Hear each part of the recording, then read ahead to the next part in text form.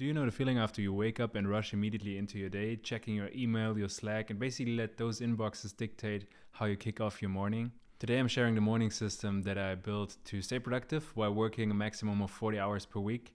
And it's not about outworking everybody and waking up at 5 a.m., but more like to have an anchor of clarity before the world starts asking for your time. Pillar 1 are the baseline habits, and those are the habits that are non-negotiable and that you do every day or every weekday. For example, my routine or my baseline habits consist of 20 minutes of meditation, 15 minutes stretching, and then 2 minutes of reading my affirmations.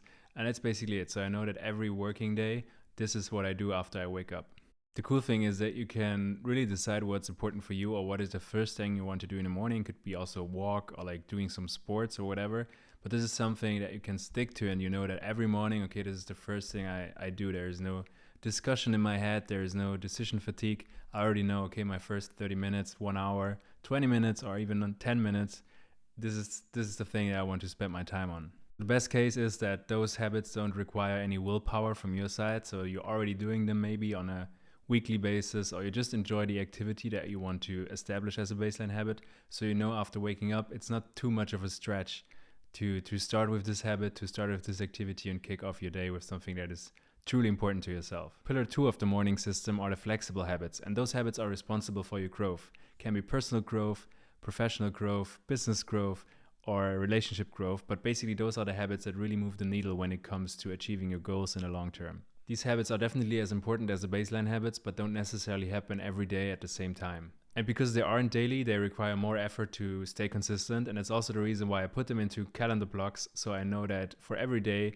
which flexible habit I want to do or execute or just spend time on. And similar to the baseline habits, those flexible habits are also based on your values, your goals, or what you want to achieve in the next 2 to 3 to 4 to 5 or even 10 years. My specific mix of flexible habits, for example, include having a 90 minutes block every Wednesday to focus on writing, or having 60-minute workout blocks where I do my calisthenics workouts every few days, or also having like a deep focus session where I focus on creative work, 3 hours creative work for my business, for example. And I think the cool thing about the flexible habits is that on the one hand side, you do them in the mornings as well. So you do them because those are probably the things that you wouldn't do during the day or when things get busy. So you make sure that, for example, if writing is important to you, you do it like every Wednesday for 90 minutes.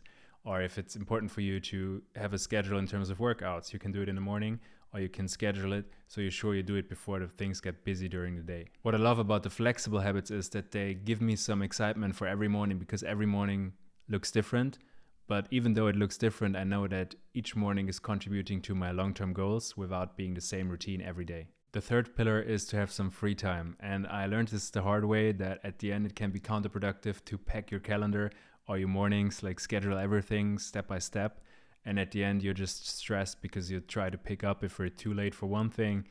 The other thing already started in your calendar, so you're already stressed out in the morning. If you're using a calendar to plan your mornings, it can be quite seductive to fill it up with several things. Like you have several time boxes, several things you want to do each morning.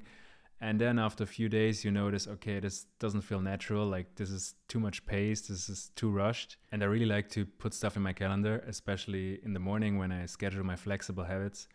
But I also noticed that it's very important to me to have some blank space in between. So for example, if I'm drinking a coffee in the kitchen and I see some birds outside and I just enjoy the moment, that I don't have the feeling that I have to rush to my workout in the next 10 minutes to stay on schedule, basically. So I really noticed that having like this free time or some blank space in your calendar can be 50 minutes only, but this blank space also contributes heavily to the mood or like the peace of mind you feel throughout the day. And the best thing is that it lets you feel that your scheduled things, like your flexible habits and your baseline habits, are more like an inspiration instead of a thing that you have to rush through. So scheduling some free time in the morning gives you the control, but also the freedom that a lot of founders and entrepreneurs are actually searching for. So you have designed your morning with some baseline habits for every day, some flexible habits throughout the week, and some free time scheduled.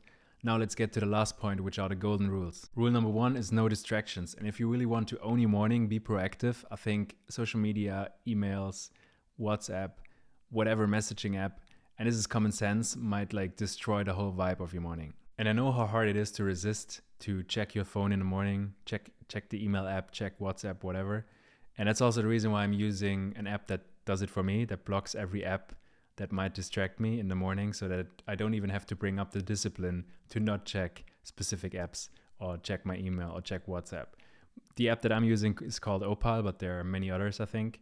So this is like a big recommendation from my side. So you don't have to bring up your own discipline, but have an app that does it for you. Rule number 2 is to schedule with flexibility. This is especially related to the flexible habits, because at the end there might be a day where you don't feel like running or you don't feel like having a workout because you have some fatigue in your muscles or whatever, so that you have the opportunity to just switch the flexible habits from one day to another and just do the writing instead of having the workout on a Wednesday, for example. I think it's nice to be consistent and to say, okay, on Wednesday I do this workout, or on Thursday I want to write. But I think when stuff gets in between and some unforeseen circumstances happen, it's also nice to be okay with being flexible and changing like days or changing habits within the week, so that at the end you achieve the same, but you don't stick to the initial plan, which makes it easier for you to keep peace of mind and also not being like too hard with yourself when you say, okay, I can't do the workout today, instead I do it tomorrow, and I switch the habits basically. The third and the last rule is the sleep rule, and it's an important one and also an obvious one, but be aware how many hours you want to sleep,